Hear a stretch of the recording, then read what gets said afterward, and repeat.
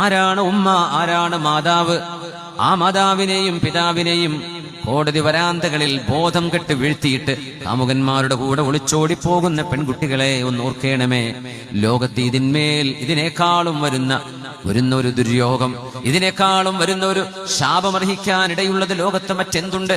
നിങ്ങളുടെ ഉണ്മ, നിങ്ങളുടെ ശരീരം ആ ഉമ്മയുടെ ഗർഭാശയത്തിൽ നിന്ന് ഉമ്മയുടെ ചോര കുടിച്ചുണ്ടായ ശരീരമാണത്. ഉമ്മയുടെ ചോര കുടിച്ചുണ്ടായ ശരീരമാണ് നമ്മൾ ഓരോരുത്തരുടെയും. ആ മാതാവിന്റെയും തന്റെ ജന്മത്തിന് കാരണക്കാരനായ പിതാവിന്റെയും മനസ്സിനെ നോവിച്ചുകൊണ്ട് എന്ത് സന്തോഷമാണ് ഒരു മനുഷ്യൻ ഈ ലോകത്ത് ആഗ്രഹിക്കേണ്ടത്. ആ ഉമ്മയെയും വാപ്പയെയും സങ്കടപ്പെടുത്തിയിട്ട് എന്താ ഇവിടെ നിന്ന് കിട്ടാനുള്ളത്? മക്കൾ മാതാപിതാക്കളെ തിരിച്ചറിയണം. ഹുമാ ജന്നതുക വനാറുക. നിനക്ക് വേണമെങ്കിൽ അവർ രണ്ടുപേരും സ്വർഗമാണ്, നിനക്ക് വേണമെങ്കിൽ അവർ രണ്ടുപേരും നരകവുമായി മാറാൻ കഴിയും. അവർക്ക് ഖിദ്മത്ത് ചെയ്താൽ ഫബിർഹുമാ, ആ ഉമ്മാക്കും ഉപ്പാക്കും നന്മ ചെയ്യണേ, ആ നന്മ കൊണ്ട് നിങ്ങൾക്ക് സ്വർഗമുണ്ട്.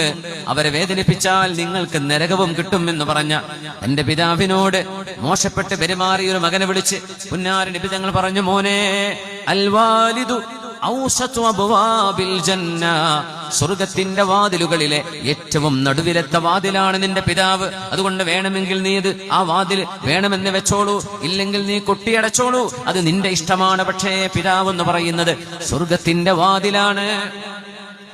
കരഞ്ഞ് വാർദ്ധക്യത്തിലെത്തി കരഞ്ഞ് സങ്കടത്തോടുകൂടെ തന്റെ മകനെ യുദ്ധത്തിലേക്ക് യാത്ര അയക്കുന്ന സഭയിലെ അതിലെ ഒരു ഉമ്മ, ആ ഉമ്മയുടെ ഒരേ ഒരു മകനാണിത്.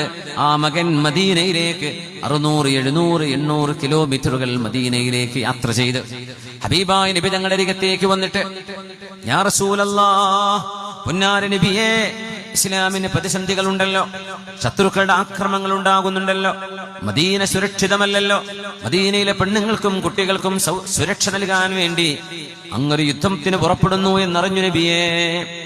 ആ കൂട്ടത്തിൽ എന്റെ ജീവൻ നൽകിയിട്ടെങ്കിലും അള്ളാഹുവിന്റെ വചനങ്ങൾക്ക് സുരക്ഷ നൽകാൻ ഞാനുണ്ട് നബിയേ, ഞാനും കൂടെയുണ്ട്. എവിടെന്നാ വരുന്നത്? യമനിൽ നിന്ന്. ആരൊക്കെയാ വീട്ടിലുള്ളത്? എനിക്ക് ഉമ്മയുണ്ട് നബിയെ. ആരാ ഉമ്മയുടെ കൂടെ? ആരുമില്ല. നീ മാത്രമാണോ ഒരു മോൻ? അതേ നബിയെ, എന്റെ ഉമ്മയെ ഞാൻ കരഞ്ഞുകൊണ്ടാണ് യാത്ര ചോദിച്ചു പോന്നത്.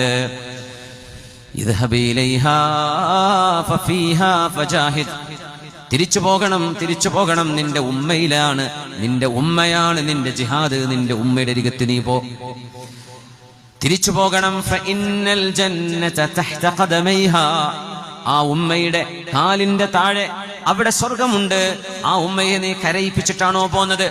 നീ ആ ഉമ്മയെ കരയിപ്പിച്ചതുപോലെ തിരിച്ചുപോയി ഫഅൽഹിഖ്ഹാ, ആ ഉമ്മയെ ചിരിപ്പിക്കണേ എന്ന് പറഞ്ഞ് യോദ്ധാവായി ആവേശത്തോടുകൂടെ വന്ന ചെറുപ്പക്കാരനെ, മാതാവിന് സംരക്ഷണം കൊടുക്കാതെ ആളില്ലാതെ ഒരു ഉമ്മയെ ഒറ്റക്കാക്കിയിട്ടൊന്നും ജീവൻ വേണ്ട, നീ പൊയ്ക്കോ എന്ന് പറഞ്ഞ് വന്ന 1000-ഓളം വരുന്ന കിലോമീറ്ററുകൾ തിരിച്ച് നടക്കാൻ പറഞ്ഞയച്ച പ്രവാചകൻ സല്ലല്ലാഹു അലൈഹി വസല്ലം എന്തിനെന്നറിയുമോ? മാതൃഹൃദയത്തിന്റെ വേദന ഉമ്മ ആരാണ് എന്ന് മനുഷ്യർക്ക് പഠിപ്പിച്ചു തരാണ്. മനുഷ്യർക്കാണത്, മുസ്ലിങ്ങൾക്ക് മാത്രമല്ല.